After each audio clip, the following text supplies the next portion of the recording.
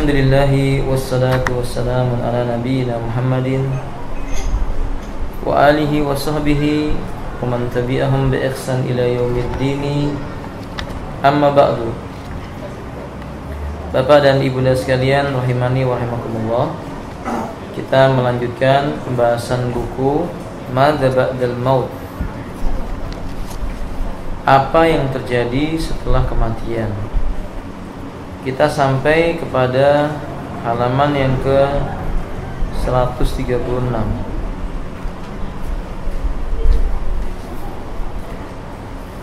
Asy-syafa'atu wa ma yata'allaqu biha. Syafaat dan hal-hal yang berkaitan dengan syafaat. Qala Allah tabaraka wa ta'ala. Allah Subhanahu wa ta'ala berfirman di dalam surah Al-Baqarah ayat kursi ayat 255, Man dzalladzi yashfa'u indahu illa bi'idznih. Siapakah yang dapat memberi syafaat di sisi Allah tanpa izinnya? Maksudnya tidak ada yang bisa memberi syafaat kecuali orang yang diizinkan oleh Allah Subhanahu wa ta'ala. Ini mengingatkan kepada kita pada hari kiamat nanti setiap jiwa mengurus masing-masing dirinya. Ketika Allah Subhanahu wa ta'ala mengatakan dalam Al-Qur'an, Yauma yafirrul mar'u min akhi. Pada hari itu seseorang lari dari saudara kandungnya, wa ummihi wa abi, ibu dan juga ayahnya, wa sahibati wa bani, bahkan dari istri dan anak-anaknya. Likulli imri'in minhum yauma idzin sya'nu yughni. Pada hari itu setiap orang mereka sibuk mengurus keadaan dirinya sendiri. Bila ada orang yang mau memberi syafaat tidak diizinkan oleh Allah, Allah katakan, Yauma idzin la tanfa'u syafa'atu illa man adina lahu ar-rahman wa radiya lahu qawla. Yauma idzin, di hari terjadinya manusia berada di hadapan Allah ketika itu, la tanfa'u syafa'ah, tidak akan berguna syafaat, illa kecuali man adina lahu ar-rahman, orang yang telah diberi izin oleh Allah baginya memberi syafaat, wa radiyalahu, dan dia Allah redha kepada orang itu, qaulan, perkataannya, yakni orang-orang dari kalangan ahlu tauhid, minal anbiya wal mursalin was siddiqin was syuhada. Dan Allah katakan dalam surah Al-Anbiya ayat 28, wala yashfa'una illa liman irtada, dan mereka tidak bisa memberi syafaat kecuali bagi seseorang yang diridhoi oleh Allah. Wahum min khasyatihi musyfiqun, dan mereka itu selalu berhati-hati karena takut kepada Allah Ta'ala. Jadi orang yang memberi syafaat pun ketika itu takut kepada Allah. Tidak seperti anggapan orang pada hari ini, kalau datang ke kuburnya wali, nanti di hari kiamat diberi syafaat oleh si wali. Wali itu sendiri dia butuh syafaat. Syafaatnya siapa? Nabi sallallahu alaihi wasallam. Biiznillah. Wa kam min malakin fis samawati la tughni syafa'atuhum syai'a. Wa kam, dan berapa banyak min malakin, makhluk Allah dari kalangan malaikat, fis samawati, yang tinggal di langitnya Allah, la tughni syafa'atuhum syai'a, sedikit pun tidak berguna syafaat mereka, illa min ba'di ayyadzanallah, kecuali setelah Allah memberikan izin, liman yasha'u wa yarda, bagi siapa yang dikehendaki oleh Allah dan diridhai oleh Allah. Dari dalil-dalil ini kita bisa mengetahui bukti bahwa yang berhak menentukan seseorang dapat syafaat dan seseorang bisa memberi syafaat hanya Allah. Maka orang yang meminta syafaat kepada orang yang bisa memberi syafaat Saya ulangi kalimatnya Bapak. Orang yang meminta syafaat kepada orang yang bisa memberi syafaat, tapi nggak diizinkan oleh Allah memberi syafaat kepada orang itu, nggak akan terjadi syafaatnya. Faham maksudnya Bapak? Si A minta kepada si B diberi syafaat. Si B ini diizinkan oleh Allah memberi syafaat, tapi untuk si A Allah nggak mengizinkan B memberi syafaat. Nggak mungkin terjadi. Karena mungkin saja si A berbuat syirik. Nabi SAW adalah zat atau manusia yang diberi oleh Allah izin memberi syafaat. Makanya Nabi mengatakan as'adun nasi yaumal qiyamati bis-syafaati man qala la ilaha illallah khalisan min qalbi. Rawahu Muslim. Manusia yang paling berbahagia di hari kiamat, ia memperoleh syafaatku, adalah orang yang mengucapkan tidak ada yang boleh diibadahi dengan hak kecuali Allah, dalam keadaan tulus dari hatinya, tidak bercampur dengan perbuatan syirik. Berarti Nabi bisa memberi syafaat dengan izin Allah. Berarti Nabi diizinkan oleh Allah memberi syafaat. Tapi belum tentu Nabi diizinkan memberi syafaat kepada orang yang ingin diberi syafaat atau yang meminta syafaat. Berapa banyak orang berkata, saya berharap dapat syafaatnya Nabi, kan saya umatnya Nabi, tapi dia berbuat syirik. Minta sama Nabi, menyembah Nabi, berdoa kepada Nabi, padahal Nabi bukan Tuhan, bukan Allah Ta'ala. Nggak mungkin Allah memerintahkan mengizinkan kepada Nabi memberi syafaat kepada orang musyrik. Tidak mungkin. Orang musyrik itu dipastikan oleh Allah Subhanahu Wa Ta'ala dengan mengucapkan innal ladzina kafaru min ahlil kitabi wal musyrikina fi nari jahannam. Sesungguhnya orang-orang kafir dari kalangan musyrikin dan ahlul kitab, tempat tinggal mereka adalah neraka jahanam, khalidina fiha, mereka di dalam neraka itu kekal, enggak akan keluar lagi dari neraka. Maka orang musyrik enggak mungkin dapat syafaatnya Nabi, walaupun di dunia lisannya mengatakan aku muslim, aku mukmin, aku percaya dengan Allah, nabiku Muhammad, tapi dia berbuat syirik. Sekedar mengatakan percaya kepada Allah tapi dia menyekutukan Allah, seperti misalnya khasyah li ghairillah, dia punya rasa takut kepada selain Allah, takut kepada jin, takut kepada musuh-musuhnya Allah, atau dia punya sifat mahabbah ila syai'in ghairillahi ta'ala ahab au a'dhama min mahabbati ila Allah ta'ala. Rasa cintanya kepada makhluk bersangatan melebihi kecintanya kepada Allah. Berarti dia syirik. Atau dia berdoa kepada Allah. Kan kita banyak menjumpai Bapak pada hari ini kaum muslimin. Artinya mereka mengaku muslim, saya ini muslim, datang ke kubur wali berdoa. Bukan kepada Allah berdoanya. Kalau dia berdoa kepada Allah di samping kuburan para wali, itu belum syirik. Tetapi meyakini berdoa di samping kubur wali lebih afdol, nah ini namanya muhdasat,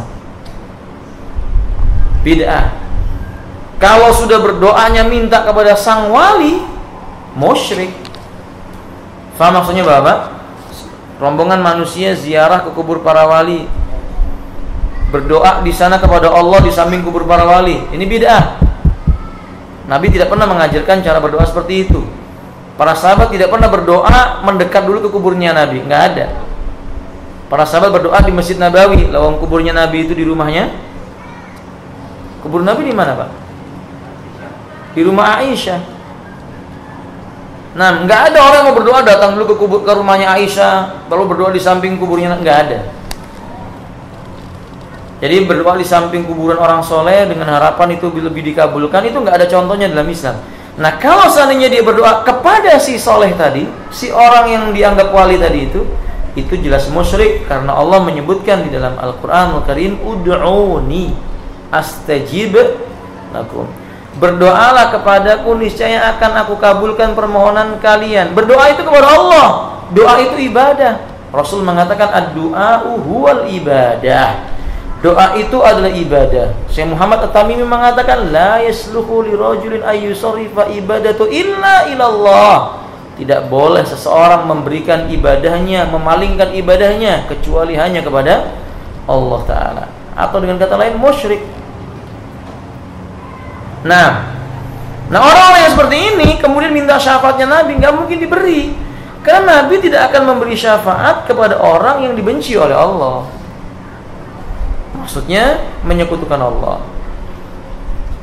Apalagi cuman malaikat, di mana Nabi kedudukannya lebih tinggi dibandingkan malaikat. Malaikat sendiri tidak akan sanggup mengangkat kepalanya, Pak.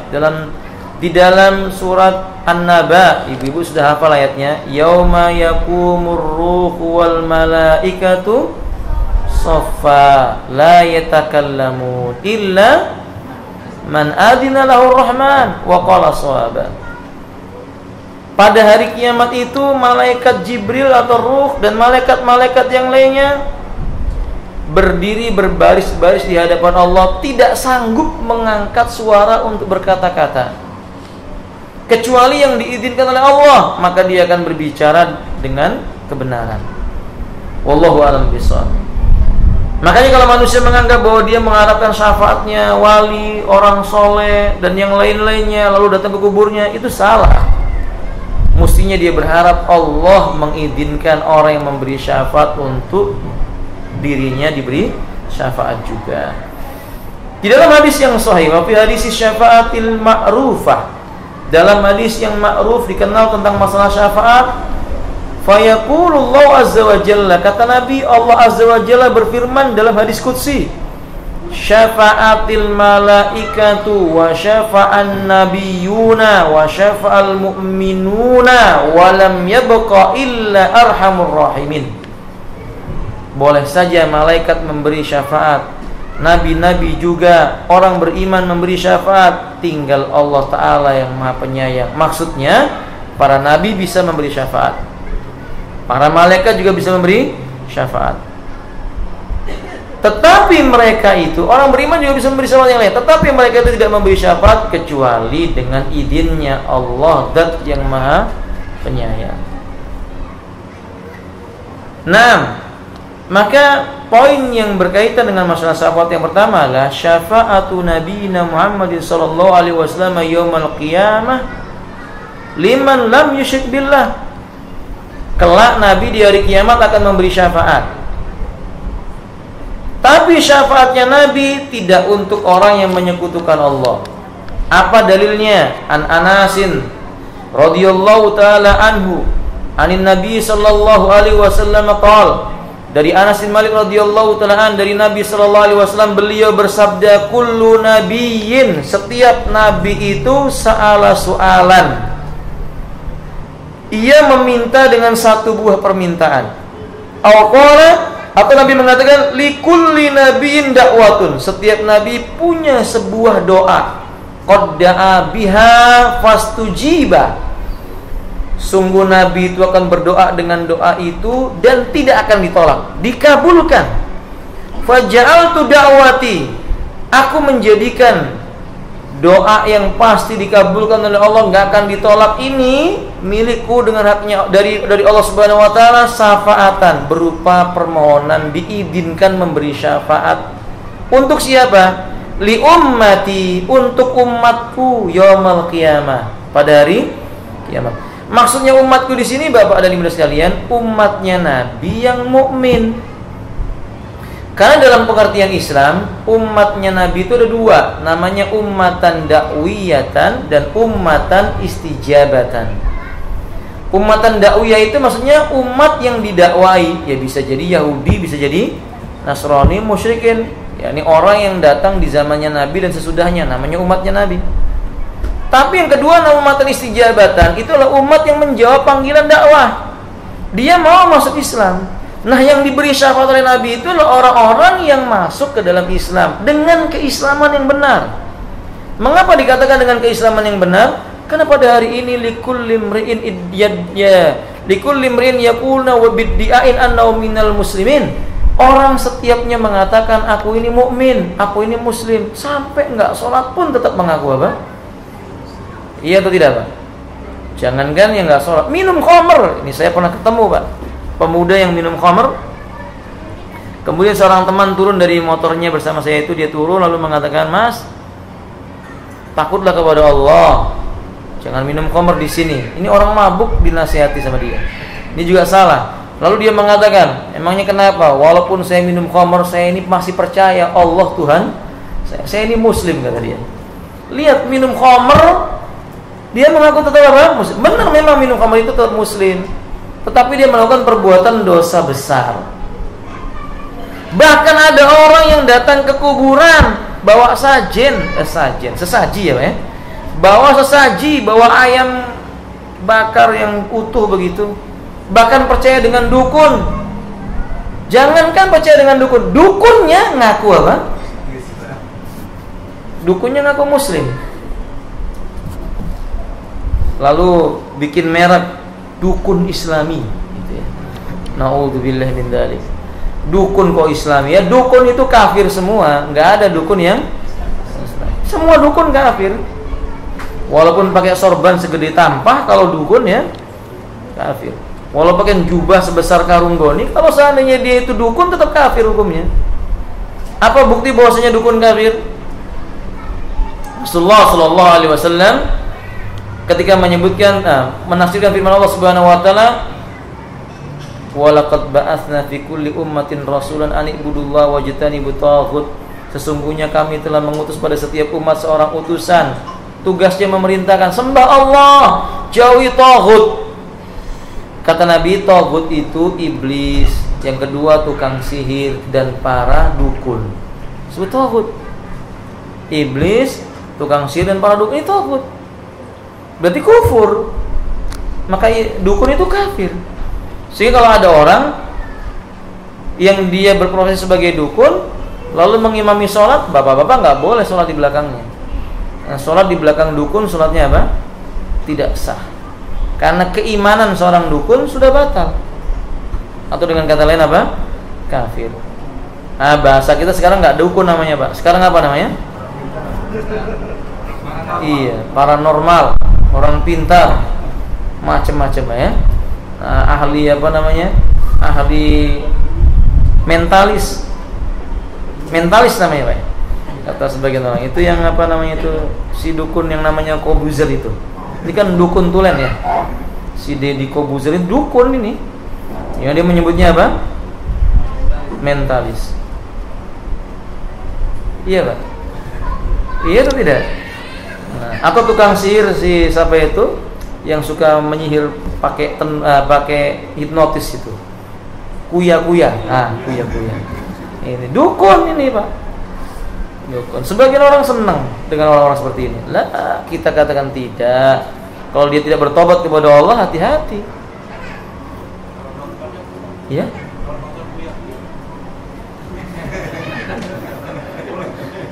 Nah, nonton rojak saja, Pak. Insyaallah kita. Allahumma musta'an. Barakallahu fiikum. Baik, kita lanjutkan Bapak-bapak.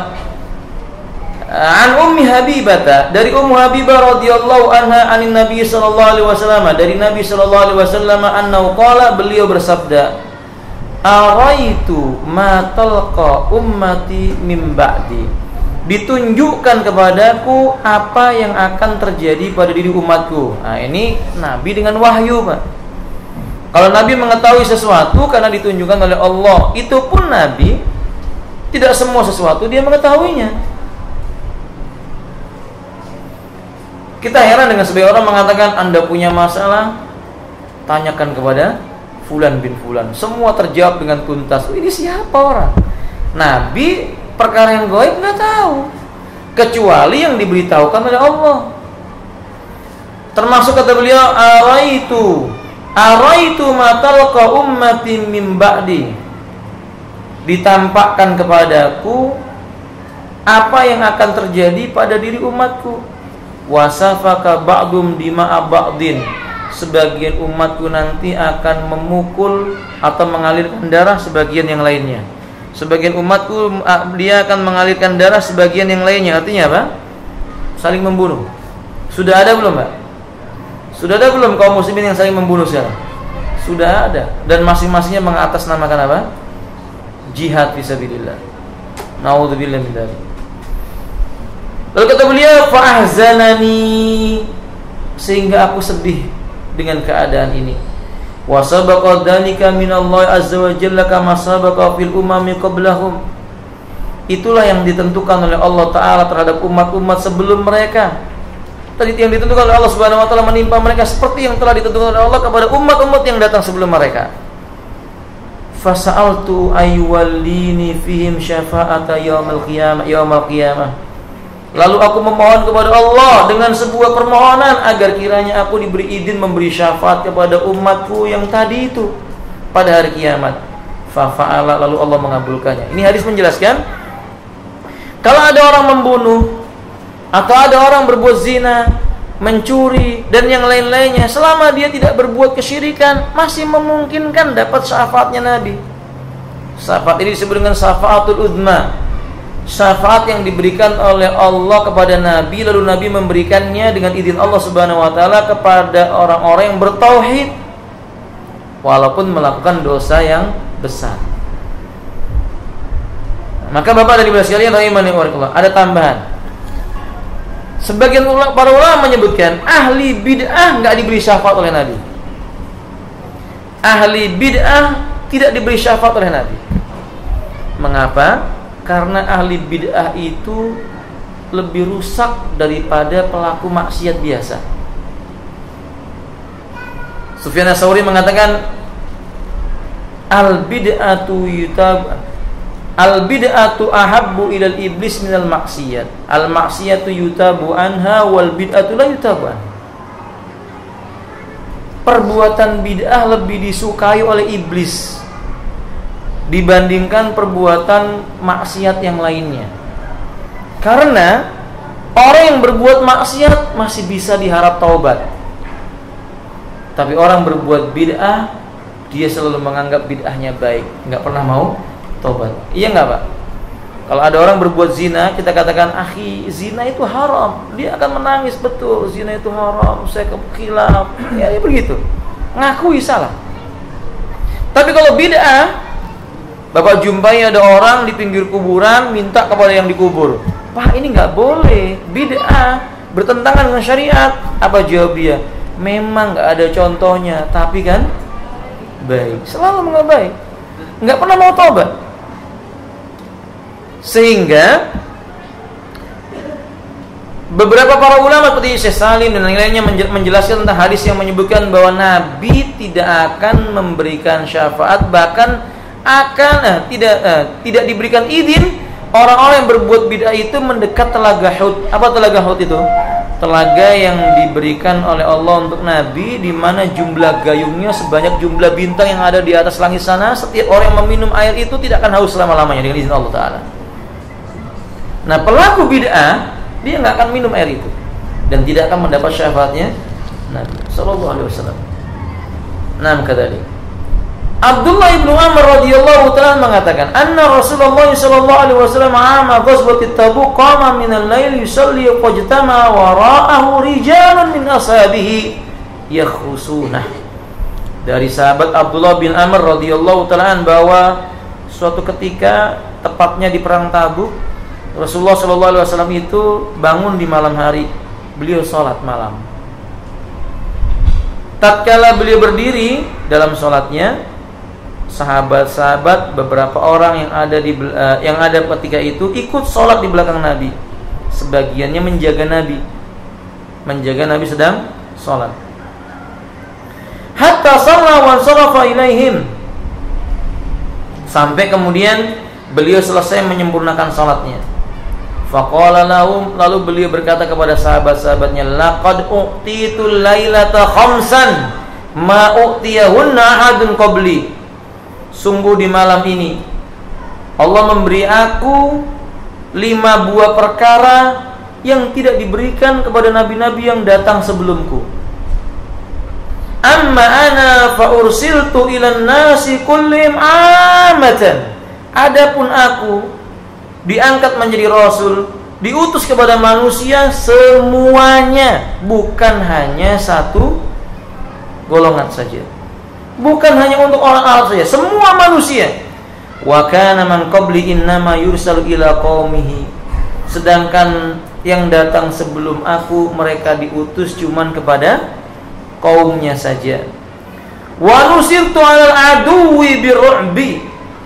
Kedua, aku diberi pertolongan oleh Allah dalam peperangan dengan ar-ru'bu terhadap musuh-musuhku. Apa ru'bu? Ru'bu itu rasa takut. Rasa takut yang dimiliki oleh seseorang terhadap musuhnya. Nah, ru'bu ini dimasukkan dalam hatinya orang kafir, sehingga membuat orang kafir itu takut kepada Nabi dan pasukan kaum muslimin sebelum Nabi menjumpai mereka. Maka dalam Fathu Makkah itu, Bapak dan Ibu, kisah ditaklukkannya kota Makkah itu nggak pakai perang. Penduduk Makkah, Quraisy, jauh sebelum Nabi sampai di Makkah udah gemeteran. Tiap hari bingung gelisah, sampai ketika mereka melihat bendera-bendera kaum muslimin sudah mulai tampak, debu-debu mulai terangkat, melihat derum kudanya kaum muslimin dan ontanya kaum muslimin, sebagian mereka lari pergi meninggalkan Makkah. Itu diberikan oleh Allah kepada Nabi SAW. Kata para ulama, itu juga akan diberikan kepada umatnya Nabi. Idat taqa, kalau dia bertakwa. Kenapa kaum muslimin pada hari ini musuhnya nggak takut-takut? Ya karena kaum muslimin kurang sifat takwanya. Saya melihat sebuah rekaman kejadian di Gaza itu, Pak. Ada 5 orang Yahudi berhadapan dengan 2 orang pejuang Islam. Ini 5 orang berteriak-teriak seperti kesetanan, ketakutannya luar biasa. Padahal mereka cuma mengucapkan Allahu Akbar, Allahu Akbar, dan 5-limanya mati dibunuh oleh pejuang apa? Filistin ketika itu, kaum muslimin, pejuang kaum muslimin. Itu membuktikan bahwasanya sebenarnya orang kafir itu takut. Dan Bapak bisa buktikan, Bapak yang berjenggot tebal gitu ya, lewat di depan orang kafir, itu udah takutnya nggak karu-karuan itu. Bahkan mereka lebih takut kepada kita dibandingkan kepada Tuhan mereka. Mereka lebih takut kepada kita dibandingkan dengan Tuhan kita. Lihat jenggot kita dipentelangin dikit gitu, Pak, masya Allah. Pentelangin itu apa ya bahasa Indonesianya? Pelototin kita, dipelototin, begitu gitu. Nah, ikhwati rahimani Allah. Dan itu diberikan oleh Allah kalau kita bertakwa. Kepada Allah SWT. Nah, ada seorang ikhwah ini dia tugas di ketentaraan. Ini bukan maksudnya merendahkan sebuah resimen, tidak ada. Yang namanya tentara itu kan identik dengan apa, Pak? Gagah, berani gitu, Pak ya. Nah, maka tadi suatu ketika seseorang datang kepada saya, Ustaz, fulan nitip pertanyaan kepada saya. Kenapa nggak suruh datang sendiri? Takut, Ustaz, ngelihat antum. Saya pikir, takut kenapa nih orang? Setelah itu beberapa hari kemudian dia datang berjumpa saya tanya, kerjanya di mana, Mas? Saya angkatan, Ustaz. Loh, kok angkatan takut sama apa? Saya takut lihat jenggot sama apa? Ini nih, Pak, apa namanya ini, Pak? Batuk yang hitam ini. Jadi saya mengambil kesimpulan, ini berarti orang kafir lebih takut lagi, gitu ya. Orang kafir lebih apa? Nah, maka saya praktekkan benar-benar ketika bertemu dengan apa? Orang-orang yang keluar di gereja, saya pelototin satu persatu dan memang mereka tertunduk. Bapak boleh praktekkan kalau berani kan gitu. Dan mereka tertunduk begitu. Sampai mereka ada yang mengatakan, permisi Pak, oh ya silahkan lewat. Tapi nggak kedip sama sekali, Pak. Ini memberi faedah apa, Pak? Memang kaum muslimin itu begitu kalau dia bertakwa. Dan sudah terjadi di zaman Nabi. Sahabat Nabi yang bernama Robi datang ke Romawi, kerajaan Romawi, dia datang sendirian naik kuda. Dikasih karpet, itu orang Romawi sejak dulu pakai karpet itu, Pak. Biasanya orang turun naik karpet itu jalan kaki. Robi enggak, Robi jalan naik kudanya sampai di depan raja baru turun. Nah, kira-kira kalau kita gimana nih, Pak? Turun dari kudanya, kemudian yang pertama kali dilihat adalah wajah rajanya, dipandang. Kita kan kalau menghadap pimpinan gimana, Pak? Nah, ini enggak, dihadapin wajahnya, dilihat satu persatu sambil hatta masa lehiyatu, sambil megang apa? Jenggot. Berarti bapak yang punya jenggot beruntung loh itu, Pak. Nah, dia pegang jenggotnya sambil berkata, anta wa antumu jami'an aslimu. Kamu semuanya masuk Islam. Kamu akan selamat. Kalau tidak bayar jizyah. Padahal ini panah sudah menghadap dia, semua tombak mengarah kepada dia. Dia mengatakan masuk Islam. Kata Raja Romawi, ini baru satu muridnya Muhammad. Baru 1 muridnya Muhammad. Bagaimana kalau datang 100? Hancur kerajaan Romawi itu. Itu izahnya kaum muslimin. Umar bin Khattab menceritakan di zaman Umar itu, Abdullah bin Umar menceritakan di zaman Umar bin Khattab, 1 wanita muslimah yang pakai penutup aurat lewat, lalu ada rombongan Yahudi. Rombongan Yahudi itu minggir ke jalan, minggir menempelkan di dinding-dinding, ini wanita muslimah lewat, dikasih jalan. Kita gimana sekarang, Pak? Masya Allah, kebalik. Kemuliaan kita sekarang ini entah kemana. Dicabut rasa takutnya musuh-musuh Allah itu dalam diri mereka kepada kita. Mereka 2 orang berani berbuat onar. 1 kampung muslim 2 orang bikin rusuh. Dulu apabila 1 orang muslim ke negara kafir, semuanya takut dengan 1 muslim. Iya atau tidak, Bapak? Nah, berarti ini pelajaran buat kita. Berarti ada yang salah dalam diri kita. Apa itu? Kita kurang bertakwa kepada Allah. Kita kurang saleh dalam beramal kepada Allah Azza wa Jalla. Atau mungkin lebih tepatnya kita kurang ikhlas kadang-kadang dalam ibadah kita kepada Allah Subhanahu wa ta'ala. Kita lanjutkan. Kemudian beliau mengatakan selanjutnya,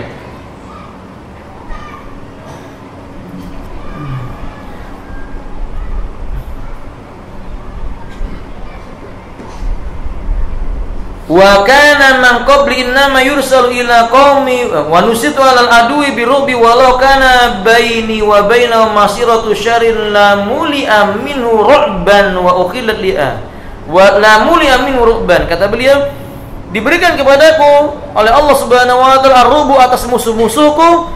Sungguh kalau seandainya antara aku dengan mereka ada jarak 1 bulan belum sampai ke negeri mereka, rasa takut itu sudah menggelayuti hati mereka. Sebulan belum sampai di tujuannya, musuhnya udah takut. Musuhnya udah takut. Jadi kalau Nabi udah mengatakan, tunggu kami di tempat kalian, sesungguhnya janji Allah itu hak, sampai berita itu kepada mereka, itu mereka udah ketakutan, gak karu-karuan. Ini diberikan oleh Allah kepada Nabi SAW. Lalu kata beliau selanjutnya, wa ukhillat liyal ghanaim, dihalalkan untukku harta rampasan perang, aku duha untuk dimakan. Wa kana man qabli yu'azzimuna aklaha kanu yukhrikunaha. Adapun nabi-nabi dan rasul sebelumku, mereka tidak diperbolehkan mengambil harta rampasan perang. Kalau dapat harta rampasan perang disuruh membakar. Kalau di zaman Nabi sallallahu alaihi wasallam halal. Harta rampasan perang dibagikan kepada kaum muslimin. Wa ju'ilat liyal ardu masajida wa tahuran, dan dijadikan untukku oleh Allah seluruh permukaan bumi ini sebagai masjid, bisa digunakan untuk bersuci dan mensucikan, kecuali 2 tempat nggak boleh buat salat. Apa itu, Bu? Iya, nah, hamamat atau WC dan apa? Makabir, kuburan.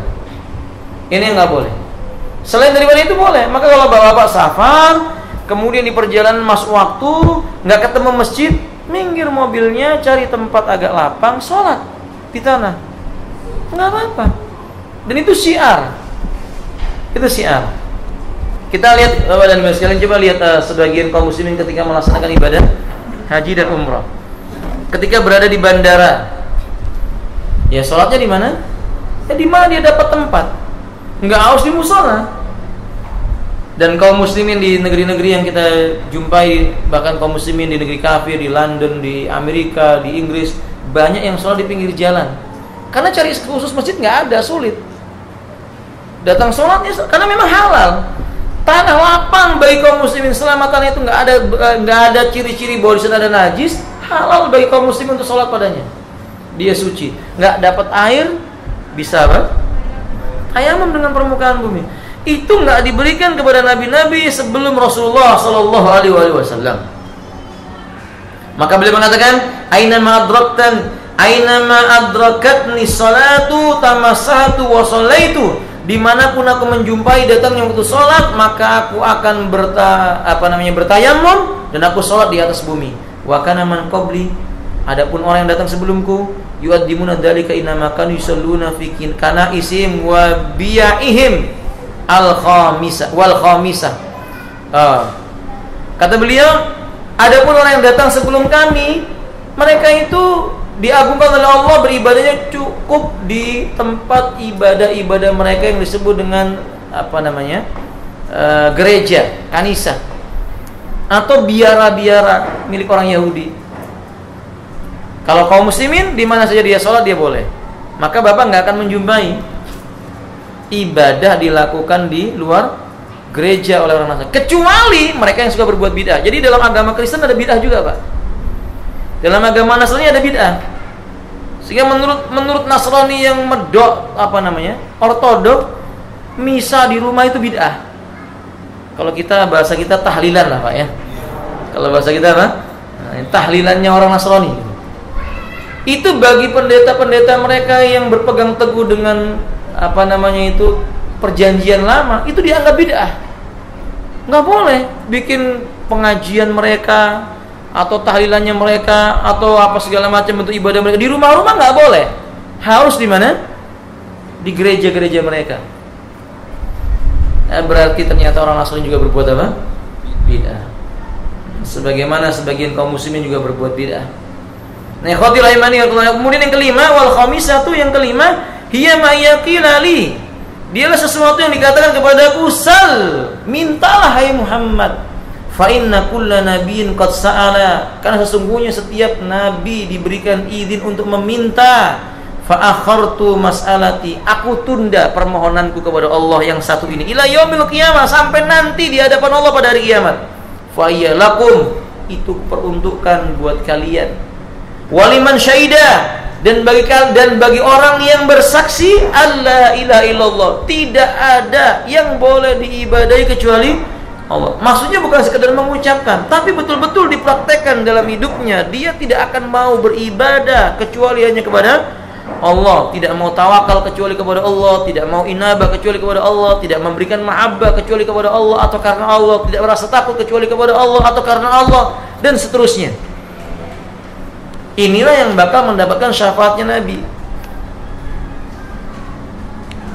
Dengan demikian kita bisa mengambil kesimpulan, jadi orang Islam itu enak ternyata, Pak. Masya Allah. Orang kafir berbuat maksiat, masuk Islam, dosanya dia apa kan? Hapus.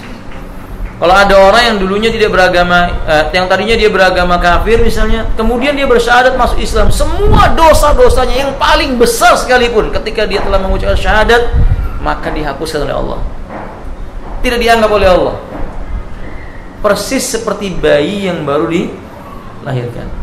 Tapi ini bukan berarti bapak dan ibu-ibu ngambil kesimpulan, kalau begitu kita murtad dulu baru masuk Islam. Bukan begitu. Yaitu celaka kalau seperti ini.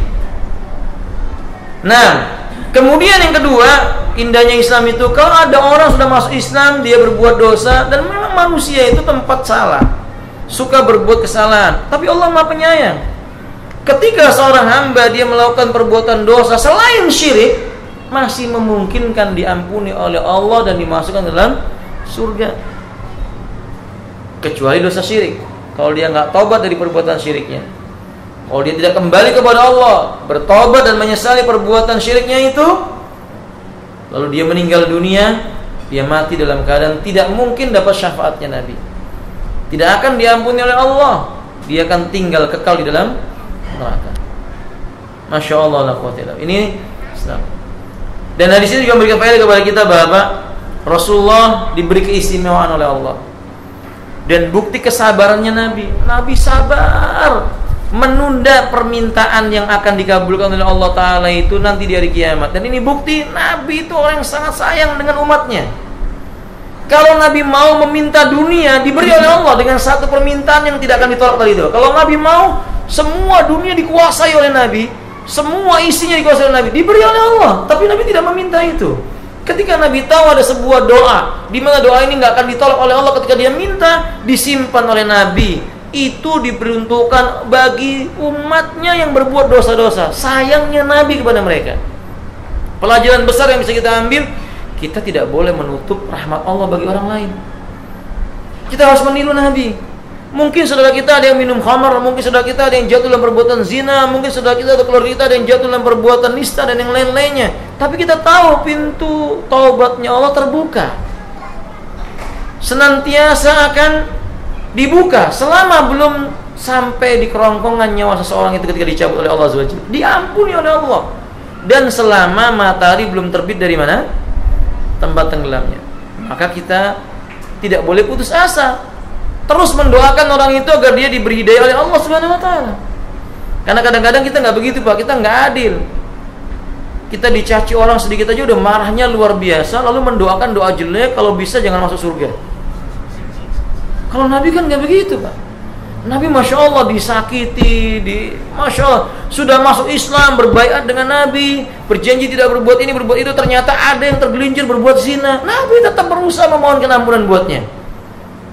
Orang yang nyata-nyata menyakiti Nabi, sampai para sahabat tahu dia itu munafik, tapi selama Nabi belum mendapatkan larangan dari Allah, Nabi terus memohonkan ampunan sampai disolatkan. Lalu turun ayat yang menegur Nabi tidak boleh menyolatkan orang seperti itu. Sehingga ketika itu Umar mengatakan, wahai Rasulullah, apakah engkau solatkan orang ini?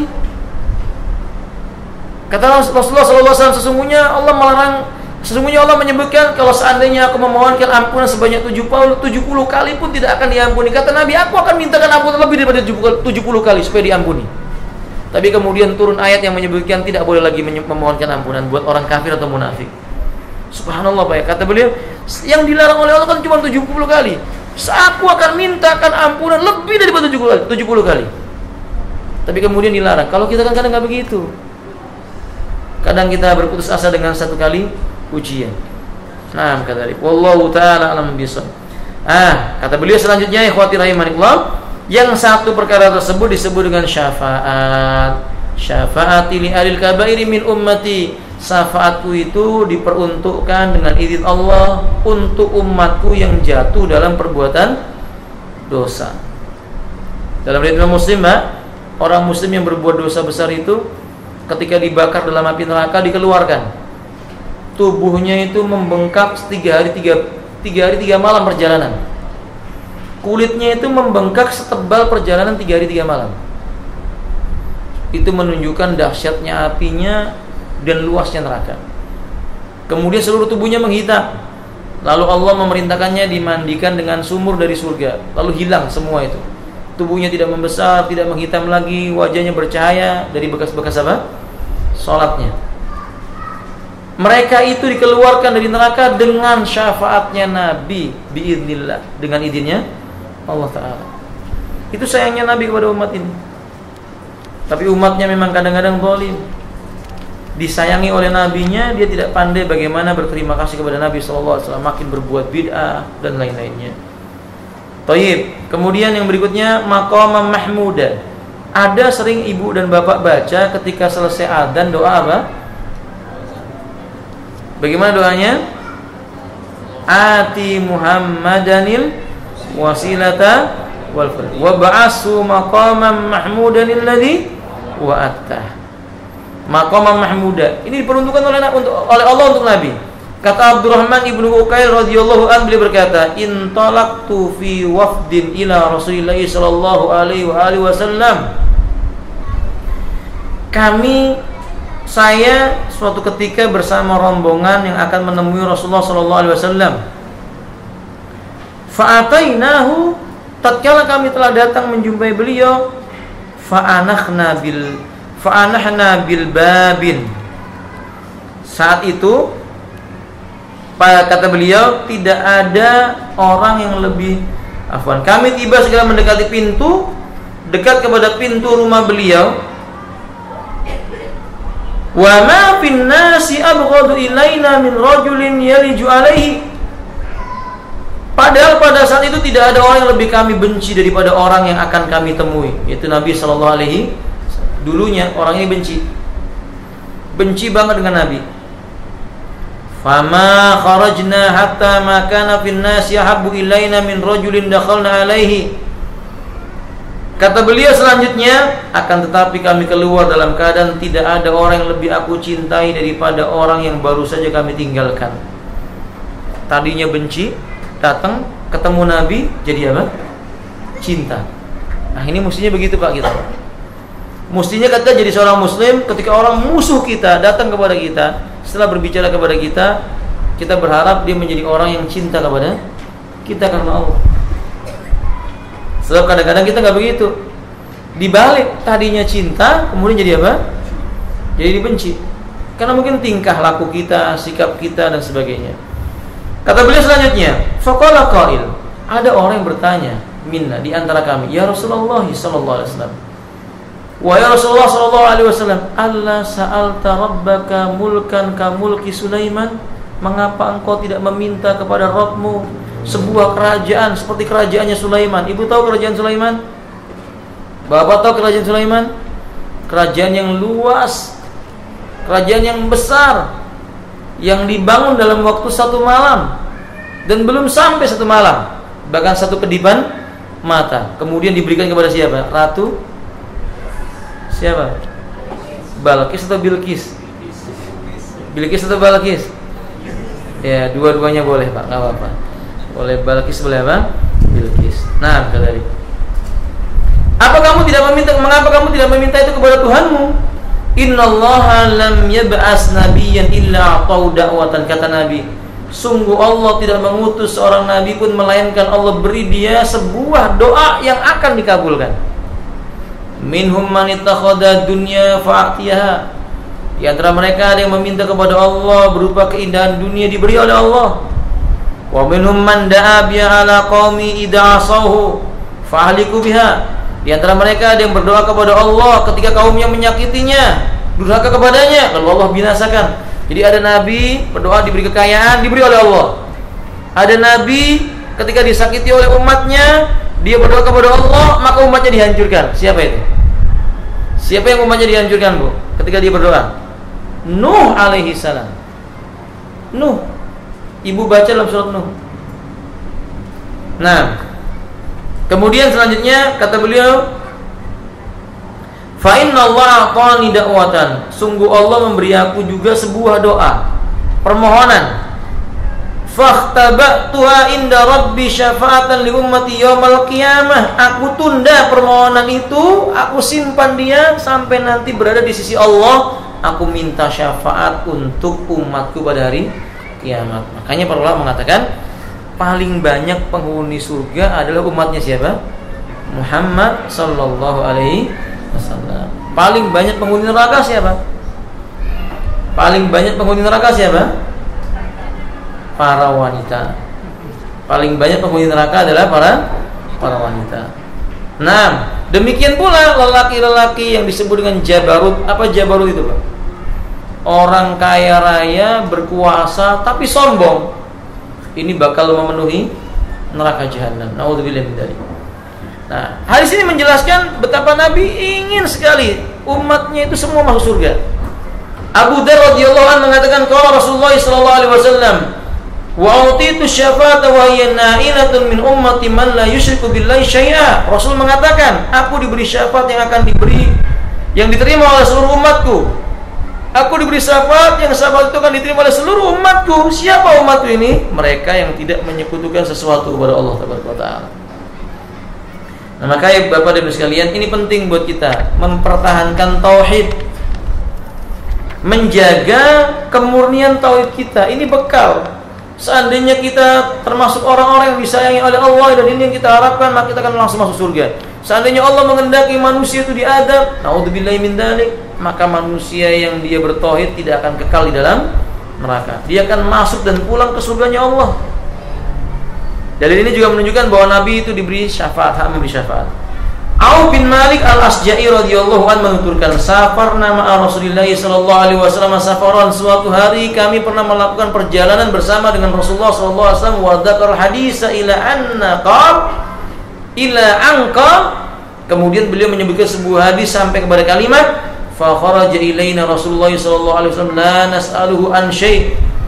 Pada saat itu suatu ketika Rasulullah sallallahu alaihi wasallam keluar menjumpai kami, tidak bertanya apa dan kami tidak bertanya apapun kepada beliau. Ini kebiasaan para sahabat, kalau ketemu Nabi tanya dia, mencari ilmu.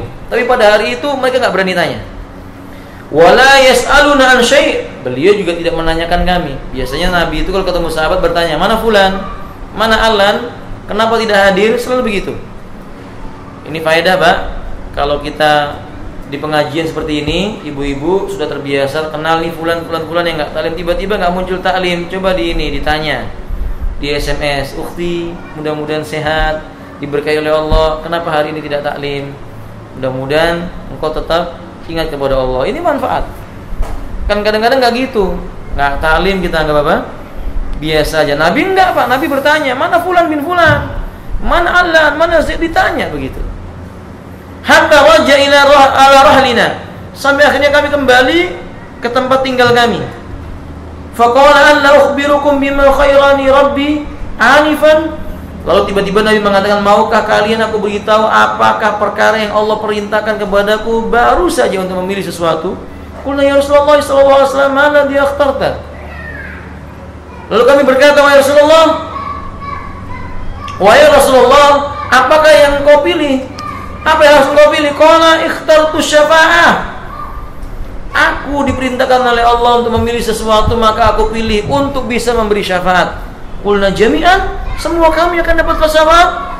Ya Rasulullah, qulna jami'an, semuanya pun berkata, ya Rasulullah, ij'alna min ahli syafaatika. Kalau begitu jadikan kami termasuk orang yang bakal mendapatkan syafaatmu. Qala syafaati likulli muslim. Ingat, syafaatku cuma buat orang yang beragama Islam, artinya bertauhid. Nah, orang kafir nggak mungkin dapat syafaatnya Nabi sallallahu alaihi wasallam. Nanti di hari kiamat itu Bapak manusia datang kepada Adam, lalu berkata, engkau adalah bapaknya manusia. Adam mengatakan, coba kamu datangi si Musa. Musa itu kan orang yang Allah berbicara dengannya. Maka dia berkata, wahai Musa, engkau adalah orang yang berbicara, Allah berbicara langsung denganmu, minta tolong agar Allah memberikan begini begitu. Musa mengatakan, coba datangi Ibrahim. Sampai akhirnya, datangi Ibrahim dulu, kemudian datangi Musa, sampai akhirnya datangi Isa. Isa pun mengatakan, coba datangi lelaki itu. Maksudnya siapa? Rasulullah SAW. Maka orang pun datang berduyun-duyun kepada Rasulullah, minta syafaat dengan izinnya Allah. Tapi kata Nabi, syafaati likulli muslim, syafaatku cuma diberikan kepada setiap orang yang beragama Islam. Beruntung jadi orang muslim. Terakhir, dalam riwayat yang lainnya, fa khayyarani baina ay yudkhala nisfu ummatil jannah wa baina syafaati fakhtartu syafa'ah. Maka diperintahkan untuk memilih, aku diperintahkan untuk memilih antara dua perkara. Setengah dari umatku dimasukkan surga, atau aku diberi syafaat. Dipilih, kamu mau nggak setengah dari umatmu pasti surga, disebutkan nama-namanya, atau kamu mau diberi syafaat? Maka Nabi memilih apa? Syafaat untuk bisa diberikan oleh seluruh umatnya Nabi. Itu sayangnya Nabi kepada umat ini. Nah, ini yang terakhir. Salman radhiyallahu anhu menceritakan, tu'ti syamsu yaumal qiyamah kharra isri sininan. Pada hari kiamat matahari itu diperintahkan oleh Allah memancarkan panasnya sepanjang 10 tahun. Berarti tidak ada apa? Tidak ada hujan, paceklik. Bumi ini akan hancur. Ini nasihat buat bapak dan ibu dan saya juga, hemat menggunakan apa? Air. Hemat menggunakan air. Nah, air bersih ini ternyata termasuk sumber daya alam yang sulit diperbarui. Bukan tidak bisa diperbarui, sulit diperbarui. Nanti akan datang masanya air itu menjadi sumber penyakit. Ya, kalau pohon sudah tidak ada, asam itu, hujan itu akan berubah apa? Asam. Tidak ada lagi penyaringan dengan cara yang baik. Sudah, air sulit. Allahu Akbar. Maka ini nasihat buat kita, Pak. Islam itu luar biasa. Islam mengajarkan kalau wudu berapa jumlahnya, Pak? 2 mud atau 1 mud cukup. Ya, kita 1 gayung lah cukup. Kan gitu, Pak. Nah, misalnya seperti itu. Mandi, berapa mandi itu, Pak?